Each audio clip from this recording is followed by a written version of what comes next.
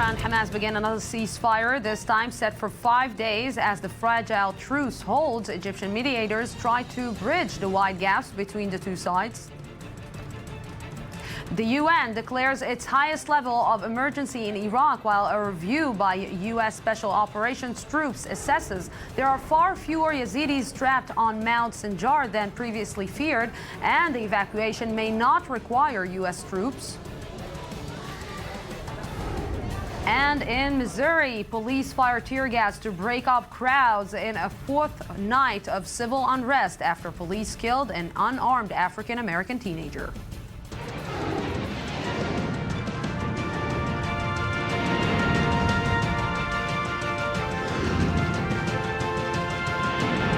The News Today with Lucy Aharish.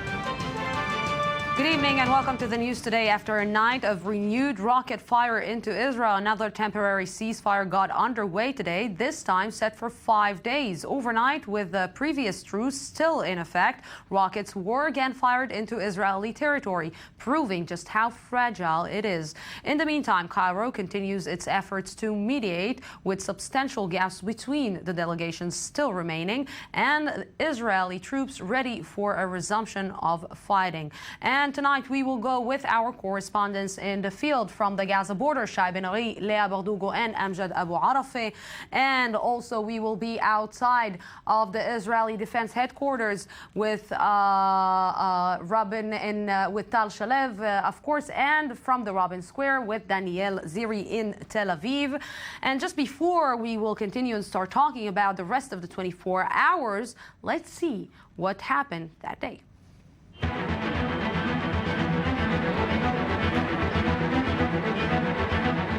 تم الاتفاق على تمديد وقف إطلاق النار 5 أيام أخرى.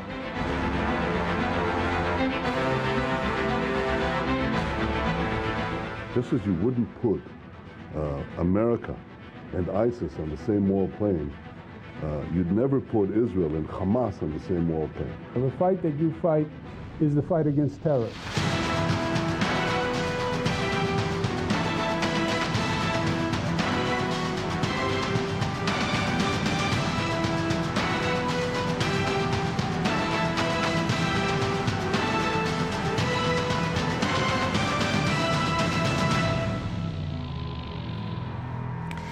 And with me on set is Professor Uzi Rabi, Director of Moshe Dayan Center for Middle East Studies. Good evening. Thank you very much for coming. And also Amir Oren, Defense and Government Analyst for Haaretz Daily Newspaper. Good evening. Thank you very much for coming. So let's look at the current 24 hours, the last 24 hours.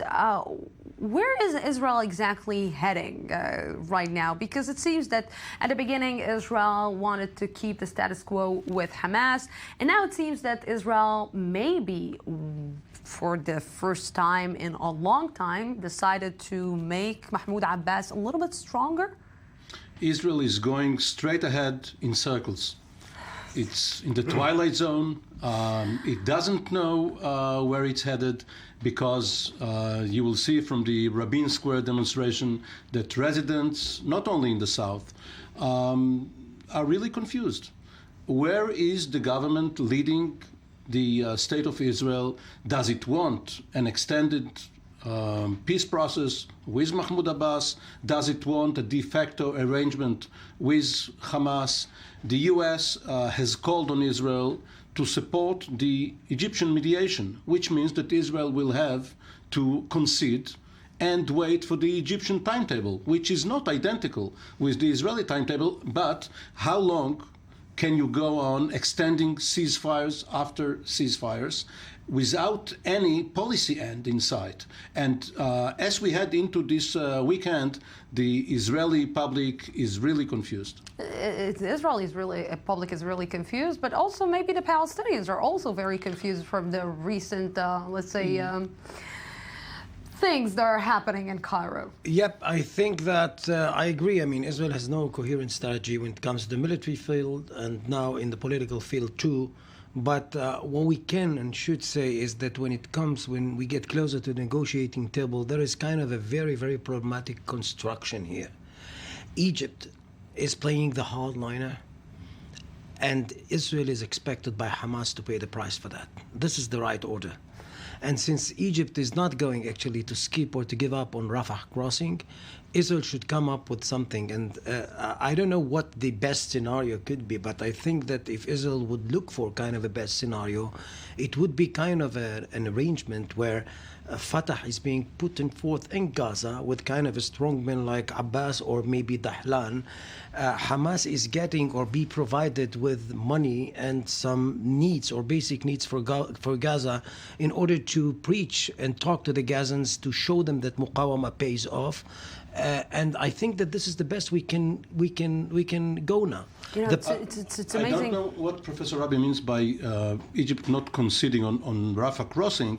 It will not give up control, but if there is a padding of sort by the so-called Dayton battalions of the Palestinian Authority, several hundred people, plus the European Union BAM, the peacekeepers, then perhaps an arrangement can be. I agree. Let's, before we continue, sure. I'm sorry, just before we continue, I want to go live to the Ministry of Defense in Tel Aviv with our I-24 News diplomatic correspondent Tal Shalev. Good evening, Tal. So the cabinet is right now convening in Tel Aviv. What is Prime Minister Benjamin Netanyahu has to say to his cabinet? Good evening, Lucy. Well, first of all, it's the first time in more than a week that the Israeli Security Cabinet meeting is convening, and the Amir was talking about the confusion in the Israeli public. Well, definitely that is also the feeling among the cabinet ministers who feel that they're out of the loop, that they've been kept in the dark regarding the negotiations in Cairo and also regarding the new crisis between Israel and the U.S. that we learned of today from the Wall Street Journal. So these are the two hot topics on the agenda. One, the ceasefire negotiations and the efforts to reach a long-term agreement with Hamas in Cairo. And two, the new Israeli-U.S. law in relationship. On the first issue, the ceasefire negotiations, the Israeli delegation now has a bit less than 5 days and the Palestinian delegation, of course, they have less than 5 days to reach a comprehensive agreement. And the time that was given to the ministers without really knowing what is going on gave them the opportunity for raising ideas. Each minister, every cabinet minister, raised up a plan, an initiative, a policy, a recommendation. If we're talking about the left-wing ministers, Yair Lapid and Tzipi Livni, both of them are calling to reinforce the Palestinian President Mahmoud Abbas in any final agreement that will be negotiated in Cairo. And on the right wing, we have many ministers, Lieberman, Avigdor Lieberman, Naftali Bennett, also Gilad Erdan, who are not very happy with the outcome of the operation and definitely not happy with the negotiations. And they're starting to set conditions to the negotiations. What do they want to have in the agreement? And before entering the meeting, Naftali Bennett calls to call off the negotiations and go back to a war of attrition in which Israel responds forcefully to any rocket fire from Gaza. And the other issue, of course, the burning issue, the one that is caught the headlines throughout all day, yes, is the report in the Wall Street Journal about the White House suspending the transfer of ammunition to Israel. That, of course, the Israeli cabinet ministers were not happy to learn about this from the press and not to be updated. So it's going to be a very stormy meeting. They will have a chance to say whatever they want, but no real conclusion or decision is expected at the end of this meeting. Yes, Tal Shalev, thank you very much for this. How is he going to start dealing with the left, with the right, with the United States right now that actually giving Israel the silence treatment?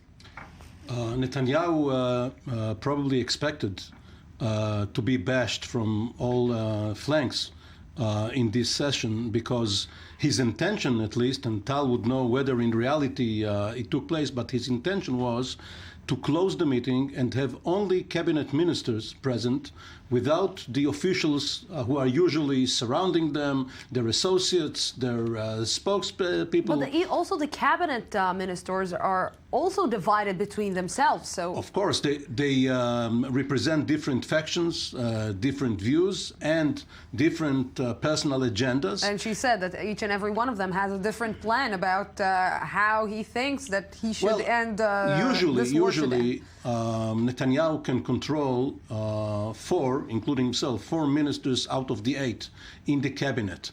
And in a case of a tie, of a draw, he should have a double vote.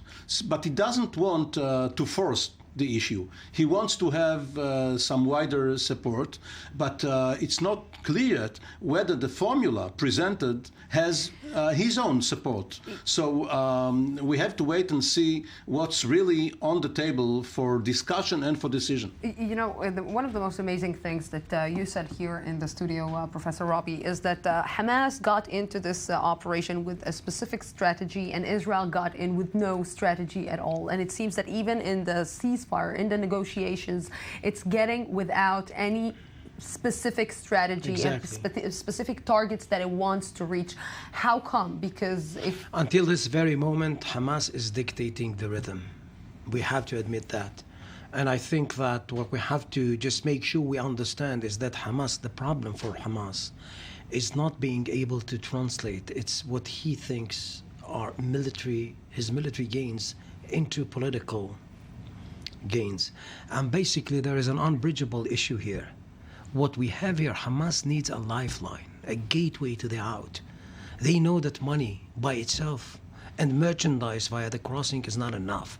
In the medium or the long run, if they don't have this naval base or whatever, for them, independently, they are doomed. And basically it is for them, and there are some divisions among Hamas as to whether to accept this or not. And basically we have a very complicated machinery here when it comes to negotiating. Israel will have to ask itself whether or not to pay the price in order not to be dragged back into Gaza. Who is exactly right now dictating the line in Cairo? Is it Khalid Mash'al? Is it Ismail Haniyeh? Is it Mohammed I think it's Dahlan? Khalid Mash'al, as we said. Actually, Khalid Mash'al, the simple fact that the delegation of Hamas were heading to Qatar, Doha, this morning speaks by itself. I think, though, that what we have here is kind of a situation where Hamas is not getting the upper hand. When it comes to Cairo, what they actually, what was made clear is that Abu Mazen is leading the way. That he was entrusted with authority by the Egyptians. And again, we have to understand that. Hamas is looking at the negotiating table in Cairo as a hostile arena.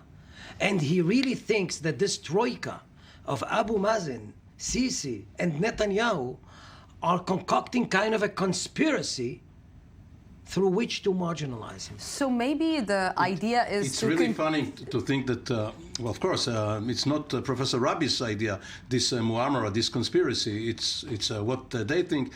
But to think that Netanyahu could be part of any conspiracy, let alone with Abu Mazen, is really ridiculous. And hopefully, maybe the plan minds is to take Hamas back to the place that it was before getting into this operation, and it was the isolated place that it was in politically and basically in a military way. And like, if we're looking at it by definition with the money, they were isolated from each and every side of the Middle East.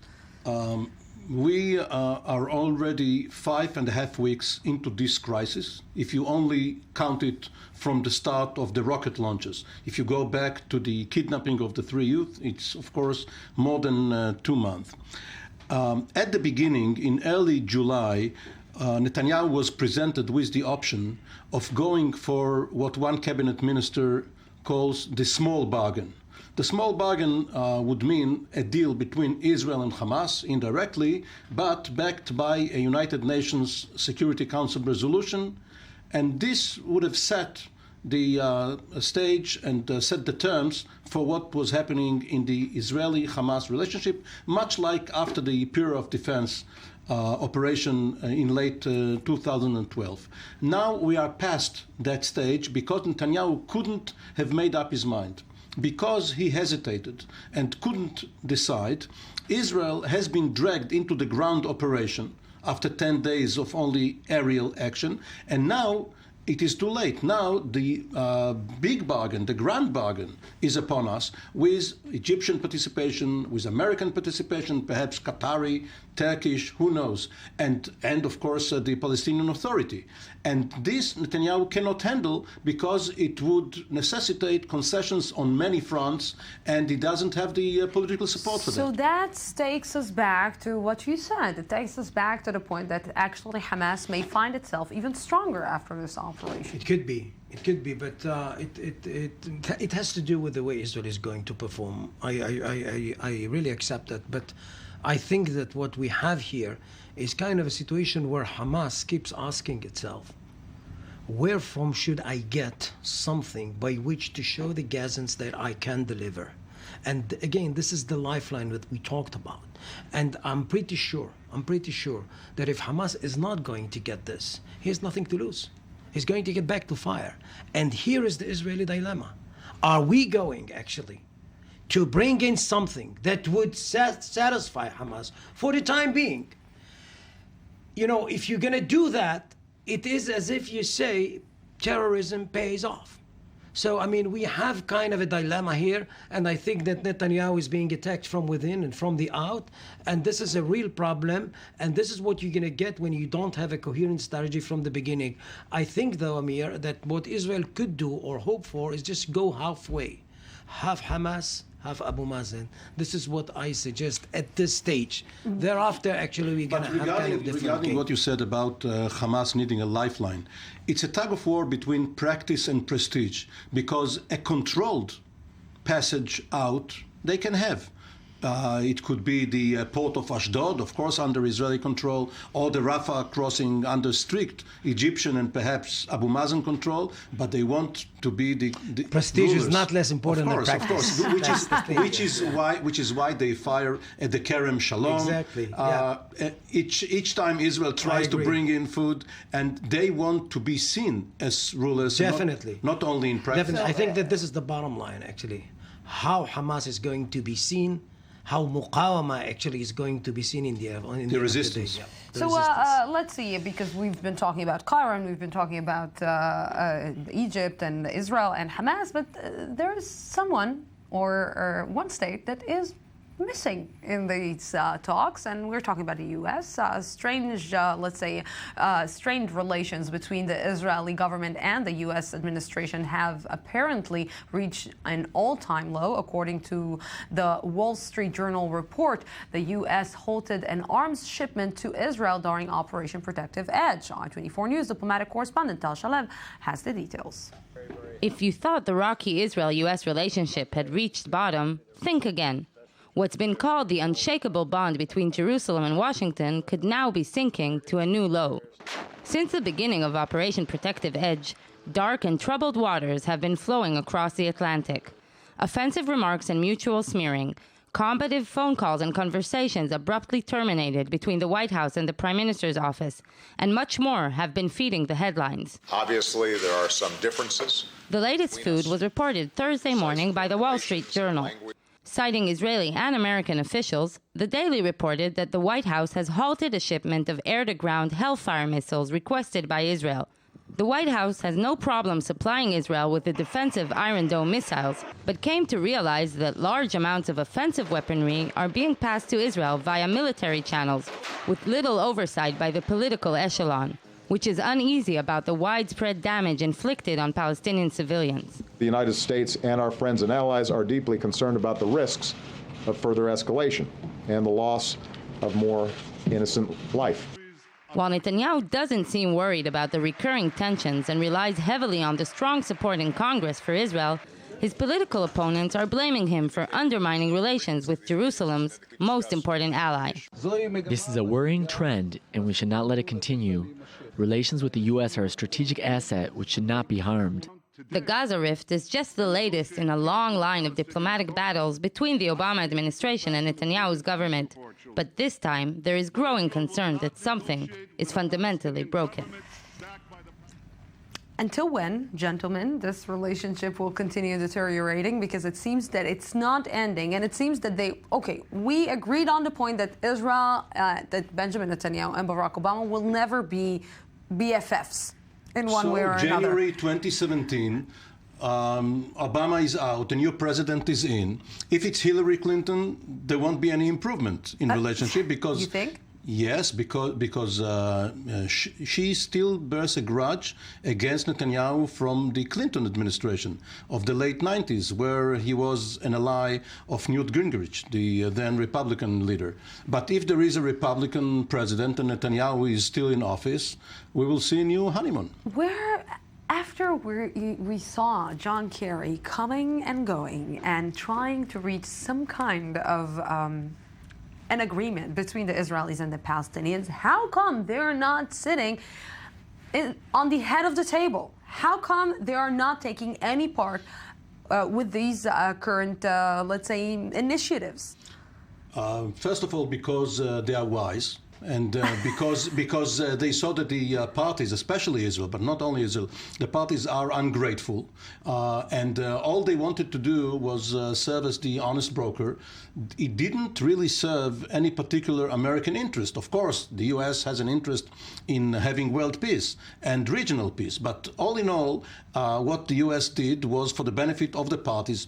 And if the parties reciprocated by telling the U.S., thank you, but no, we don't want to go the way you show us, then why should they force themselves upon us? Or maybe because you said that they have nothing to gain. Maybe they have a lot to lose. Maybe because of the relationship with Qatar. Maybe because of the relationship with the arms deal with Qatar. Maybe because of the relationship with Saudi Arabia. Maybe because they have, in this specific case, with the Gaza Strip, something to lose. Maybe yes, but I think that this is more than that. I think that there is a dramatic change here. And I don't think it's a matter of president. I don't think the United States is going to go back to square one and becoming the prominent, dominant actually factor here. There is kind of a change in the global geopolitics, and every player in the Middle East should re-foster its strategy because we have kind of a totally new climate. Basically, when it comes to the Palestinian-Israeli conflict, that, by the way, is being proved to be, not to be, the main conflict in the Middle East, providing that this is what we got in Syria, Iraq, etc. And the Americans know that too. I think that maybe it's high time for us to start thinking about regional framework. Maybe the Saudis, the Egyptians, the Emiratis, and others would have kind of, and they have an interest in it, because they would like to stabilize the region. And all these states that I just mentioned, Jordan, Emirat, Bahrain, Saudi Arabia, Morocco, all of them have kind of a wide common denominator, which is comprised of two things: anti-Hamas, anti-Muslim Brothers, and anti-Iran. And basically, this is something I want to that, a little bit to expand about the Jordan issue, but just before that, I want to go live to the Gaza-Israel border with our correspondent Shai Ben Ari. Shai, we experienced some rockets being fired towards Israel in the last 24 hours. What is the current situation right now? Right, Lucy. Well, it has actually calmed down significantly since then. We're talking about the nighttime last night. Basically, when we were here, actually, we saw over the horizon behind me a number of rockets, 8 overall, being fired more or less in the direction of the location where we are right now, basically the northern border of Israel and Gaza. And basically, from what we understand, in all probability, let's say, this firing of rockets that happened overnight was a result of groups perhaps outside of Hamas looking to perhaps escalate the situation, or even we also know that there are plenty of divisions inside Hamas itself, with certain factors looking to escalate the situation, perhaps making things difficult for the people looking to find some sort of resolution to this conflict. But so far, it seems, this day at least, that now some kind of discipline has been enforced inside the Gaza Strip, and basically fire has been brought to not a minimum, but basically to nothing now. And this day has been quiet, basically, on the Israel-Gaza border. Yes, I will just pass you a message from one of our viewers in Italy that asked us to free Shai from the Israeli-Gaza border. Thank you very much, Shai, for this. Of course. I started asking about what is the role of Jordan in this entire, because also from Jordan we're not hearing too much. Well, Jordan is at the bay, you know. They are experiencing a lot of let us say, refugees coming from all over the place, Iraq and Syria. they have kind of a viable component of Palestinians, which are Jordanian citizens. And the king is very, very prudent and careful as to not to make kind of a thing or kind of an assessment that would damage actually Jordan's interest. But I mean, behind the scenes, it seems to safe to assume that Jordan is part and parcel of this camp. I won't say axis, but all the bunch of states, Arab states, they would like to see actually Hamas and others being curtailed when it comes to their dominance or influence, because this is something that would hit Jordan. Jordan is in the eye of the storm.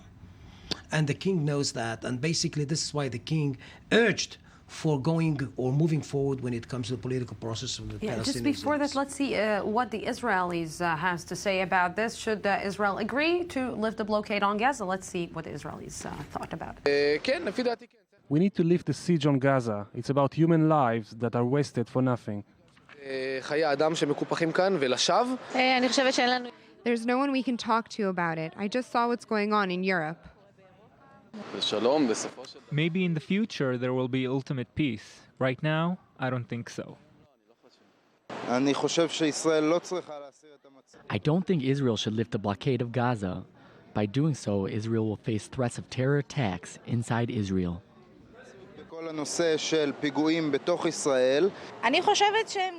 The Gazans are also miserable. We need to compromise. Yes. Well, you see, this is very indicative because the same guy named Tamir was both for and against, lifting the blockade. So maybe he could be a cabinet minister. So, you know, not to mention prime minister. A lot of people can be cabinet ministers these days, maybe especially the people who are kept silent.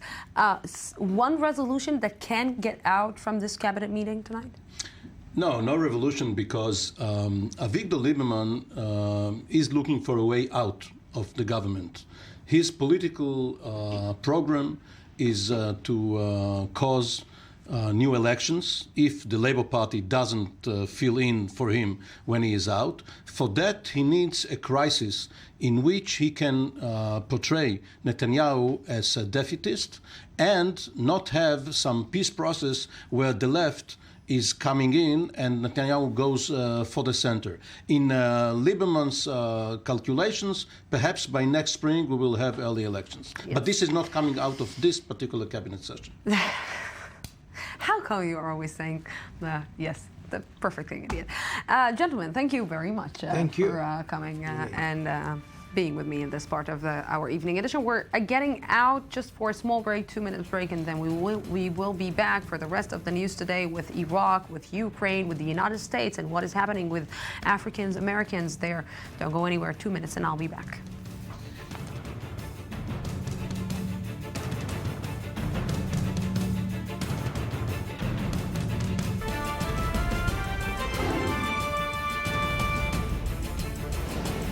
Israel and Hamas begin another ceasefire, this time set for 5 days, as the fragile truce holds. Egyptian mediators try to bridge the wide gaps between the two sides.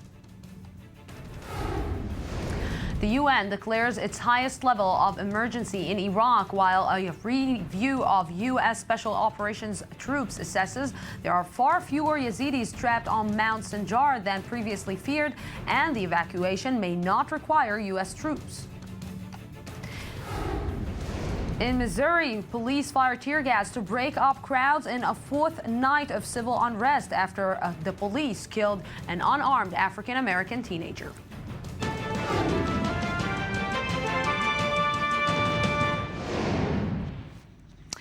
And we are with Iraq. A review by U.S. Special Operations troops assesses there are far fewer Yazidis trapped on Mount Sinjar than previously feared, and the evacuation may not require U.S. troops.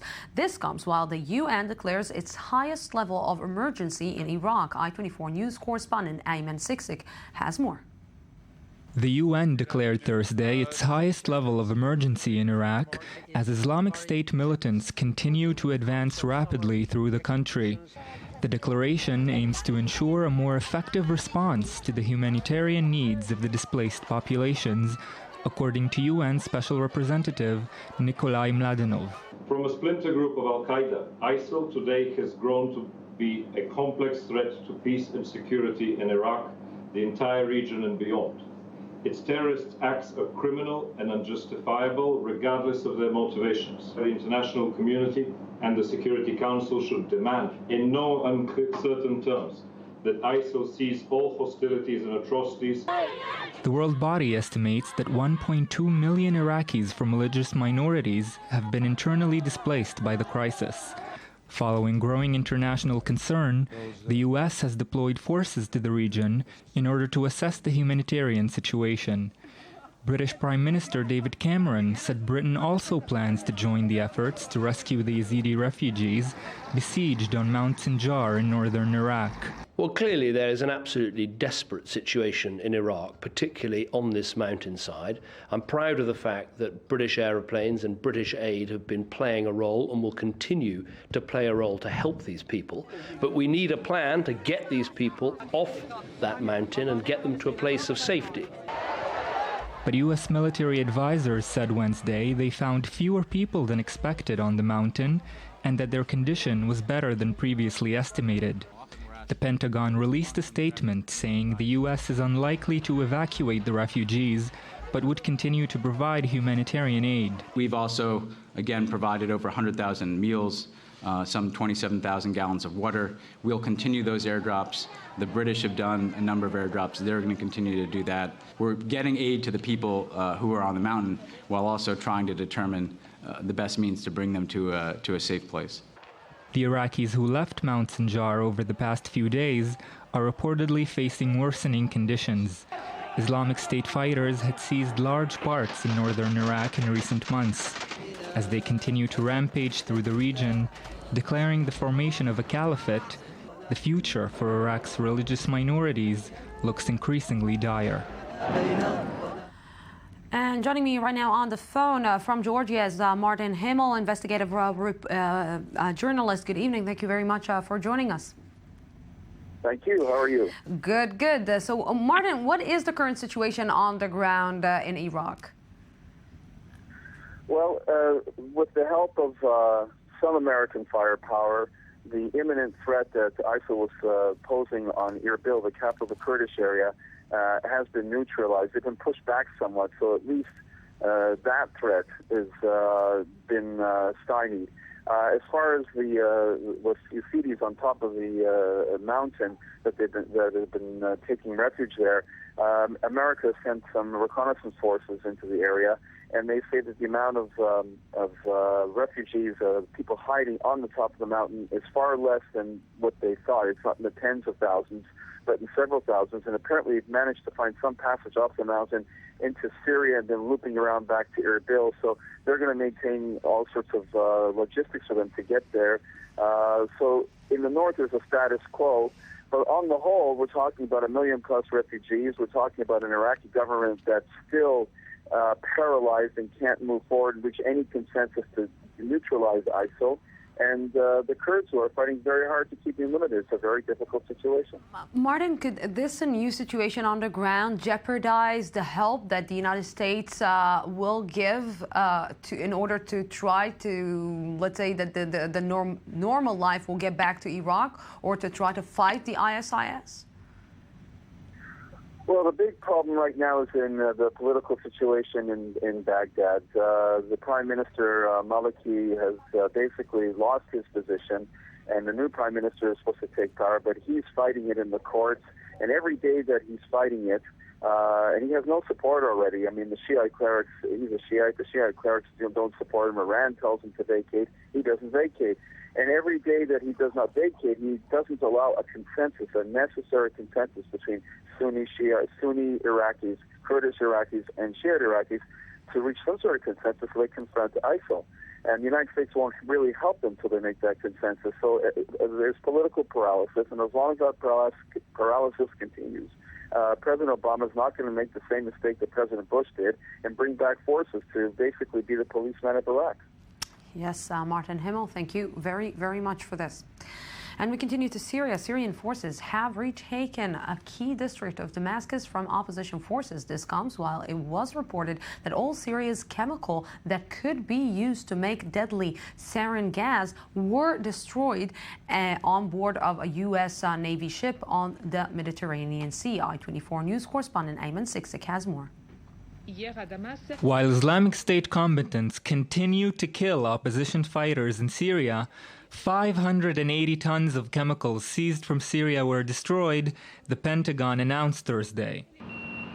The precursor chemicals used to manufacture sarin gas were neutralized in the Mediterranean Sea on board a U.S. ship developed specifically to deal with them. Syria's chemical weapons material has been removed 100%.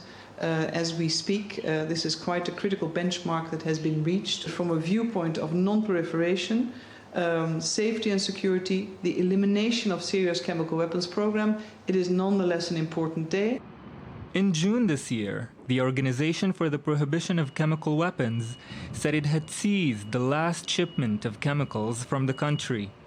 The process is part of a Russian-U.S. deal to eliminate Syria's arsenal. The last of the remaining chemicals identified for removal from Syria were loaded this afternoon aboard Danish ship Ark Futura. Last year, hundreds of Syrians were killed in a sarin gas attack in the Ghouta area outside Damascus. But it seems this is not the last round of chemical warfare in Syria. The UN is now concerned about the use of chlorine by President Bashar al-Assad, a new weapon in the internal war against Syrian people. Yes, more problems in Syria. The United States, specifically Missouri, is once again gripped by a case of young African American allegedly unarmed being shot, this time by police. Since the shooting on Saturday, protests and riots have frequented the streets of Ferguson, Missouri. The I-24 News Desk reports. Unrest in Ferguson, Missouri continued for the fourth day on Wednesday as protesters clashed with police. What began as a peaceful demonstration against last weekend's fatal police shooting of Mike Brown, an African-American teenager, ended with police firing tear gas. I'm very discouraged. This was supposed to be a peaceful rally, that we wanted peace and unity. Don't want an adversarial relationship with the police. We want to partner with them to find out what happened and to bring justice for Mike Brown, because that's what it's all about. Video shows protesters holding signs and chanting, and later police in full riot gear and several armored vehicles which seem to agitate the protesters, some of whom say they are looking to work alongside the police. So we want to bring more people to the table. And if we keep working with the police and we keep working with city officials and keep the dialogue open, we can get justice for Mike Brown, which is a primary, but we also can make sure this doesn't happen again. Officials say that since Saturday, 40 protesters have been arrested. But aggression was not aimed only towards protesters. An NBC News affiliate said a news crew from Al Jazeera was in the middle of a report when police fired tear gas at them, forcing them to run for shelter. He was injured. On Wednesday, police announced the officer who shot Brown was injured in the incident and that Brown had attempted to take his weapon, a fact a witness to the incident disputes. Brown was shot in the mostly black suburb of St. Louis on Saturday after what police said was a struggle between them with a gun in a police car. And now let's go to John Cates, our Washington, D.C. news contributor, for more on this. Good evening. Thank you very much for joining us. Good evening to you. John, what is the situation now in Missouri? Well, you've had, since the shooting death Saturday, you've had 4 nights of unrest in Missouri. Which prompted President Obama to actually speak with the governor there, Jay Nixon, about it today, bringing up his concerns. It's just it's simmering and beyond simmering, and getting to a point where now the governor and many citizens are worried about the rioting. There has been frequent looting apparently in the last few nights as well, which some would argue is understandable. There's a lot of hesitation on the point of law enforcement to speak to the issues while they do their investigation, and you have the citizens and specifically the those that feel disenfranchised and African Americans that feel like this is actually taking too long. John, this is just 1 year, almost 1 year after the Trayvon Martin case. How does the rest of the United States is looking at this current affair? Well, I think in all communities that are suffering right now, not just with unemployment and the economics, wherever there's a disenfranchised allotment, I mean, there's that same problem, obviously, with some of the people in Israel and nearby. When people feel disenfranchised, any event that is questionable is, all they need to kind of light a match, and that's kind of what's happening right now. I don't think, to be fair, I don't think a week is really long for an investigation. You have now more concerns because a group calling itself Anonymous has been hacking into computers of law enforcement and supposedly has posted pictures and information of not only the officer involved in the shooting, but of his wife and children. And I think that could be argued as beyond the pale. Yes, John Case from Washington, D.C. Thank you very much for this. We're moving to Ukraine. Tension between Kiev and Moscow remains unchanged today as Russian trucks filled with humanitarian supplies approach the Ukrainian border. Meanwhile, Russian President Vladimir Putin visited annexed Crimea and said his country does not want to fence itself off from the world. I-24 News reporter Uri Shapira has the story. The political roller coaster between Kiev and Moscow continued Thursday with a Russian humanitarian convoy heading towards the Ukrainian border. Ukrainian officials had previously expressed their deep opposition to a possible territorial violation by Russia, but different sounds have now emerged from the Ukrainian president's office. The Committee of the Red Cross proposed to become a guarantor of the delivery of international aid. This organization discussed with the Russian Federation an international humanitarian mission to Luhansk, which will include a Russian aid cargo. In another development, the head of the self-proclaimed Luhansk People's Republic, one of the main separatist groups in Ukraine, announced his resignation. This is perhaps another defeat for the pro-Russian rebels, who in the past few weeks found themselves battling a massive offensive by the Ukrainian army.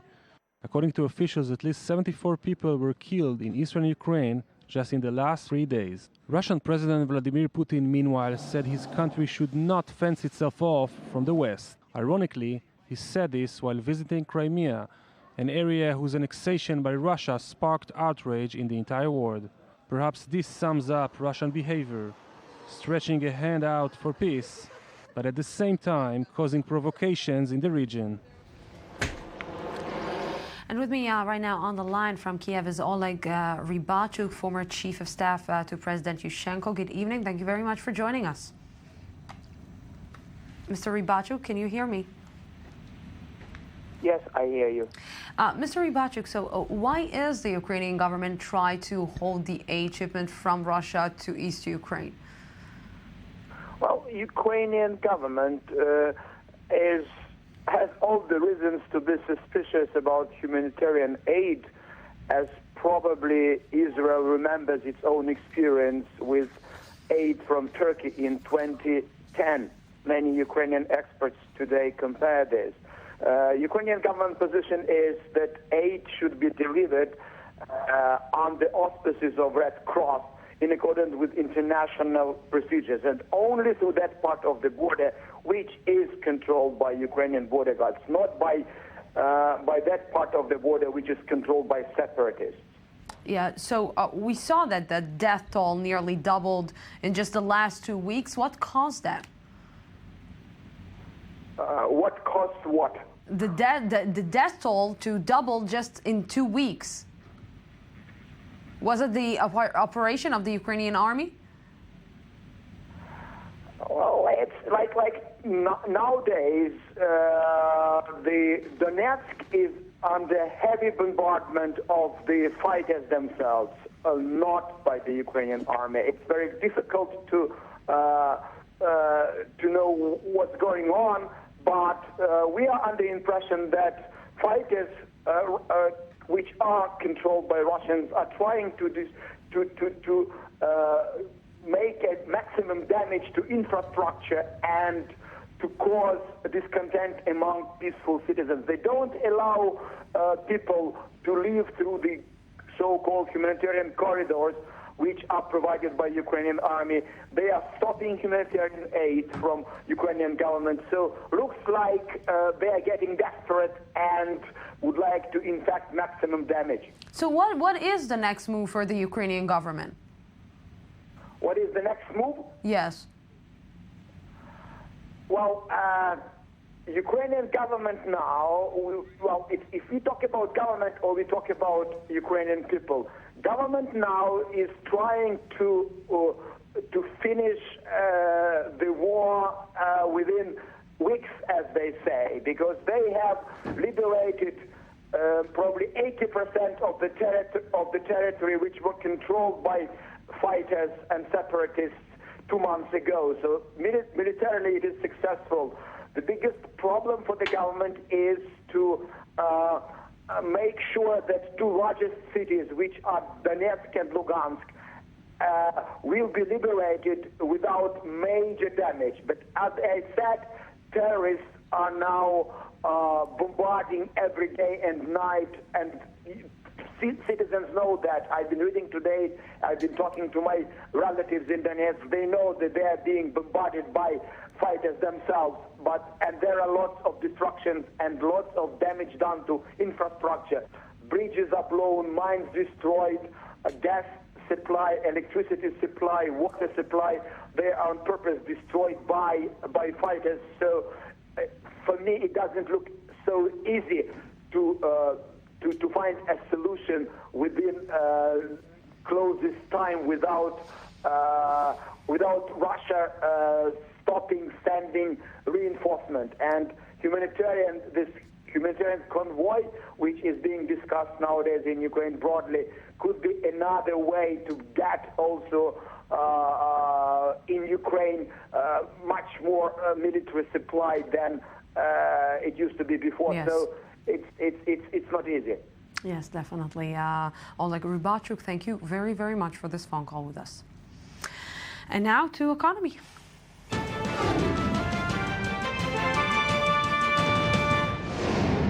And with me right now to look at Italy, Dr. Alex Coman, value creation expert at the Tel Aviv Academic College. Good evening. Thank you very much for coming.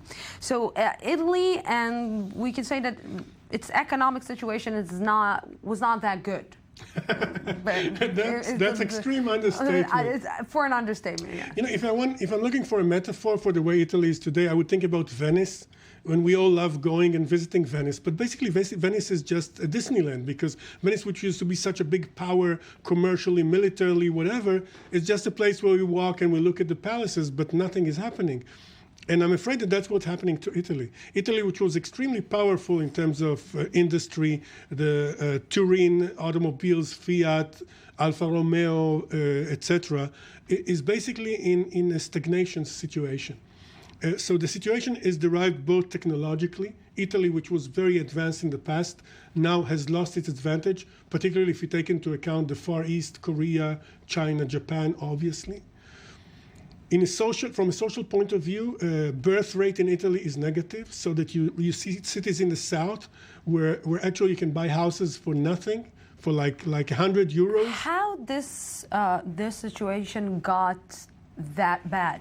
Is it the lack of leadership? Is it the lack of strategic planning in economy? Is it the lack of people who are not right being in this position? Well, it's a beautiful mixture of all the three. So it's an explosive mixture of that, in the sense that, first of all, there was no leadership. And I teach in Milan, and my friends, the faculty members, were very happy when Italy joined the European Union, because they said Italian politicians, if you think Berlusconi and all the sex parties, etc., they said, we have very corrupt politicians. Now we're going to join the Union, so we'll get some Western respectable management, which they did not get, because the European Union did not control stuff. There's lack of vision. And the lack of vision, you see it all over the Western world, in the sense that we lose our advantage to the Far East, and many countries have difficulty supporting that.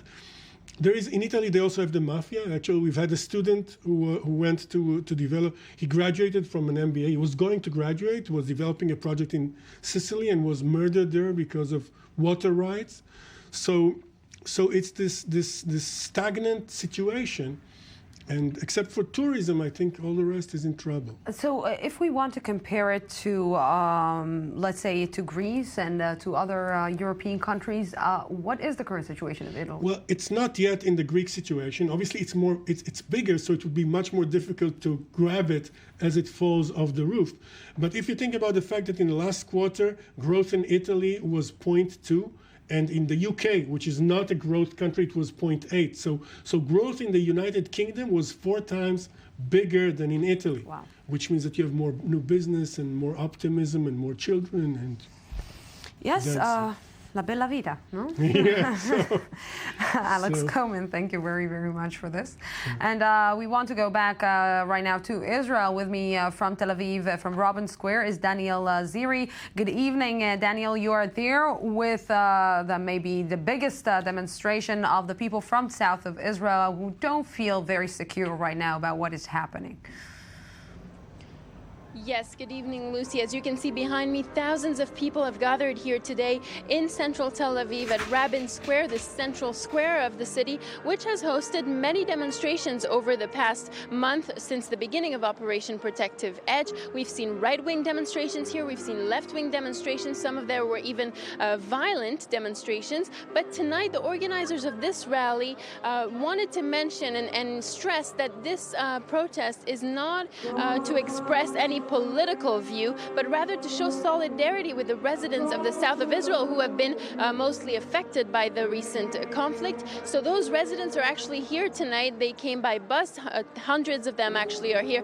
They all came by bus to be present at this event. And we've seen also representatives of municipalities from the south who expressed themselves here on the stage.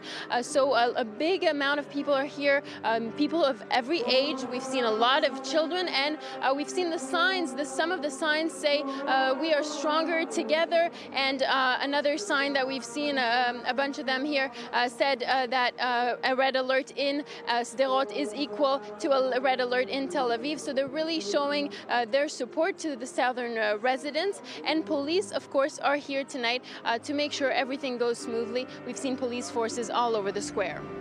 Yes, Daniel Ziri in Tel Aviv, thank you very much for this. And now to sports.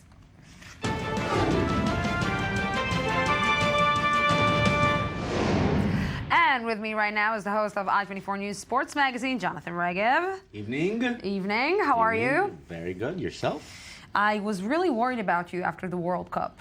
I was worried for myself after the World Cup.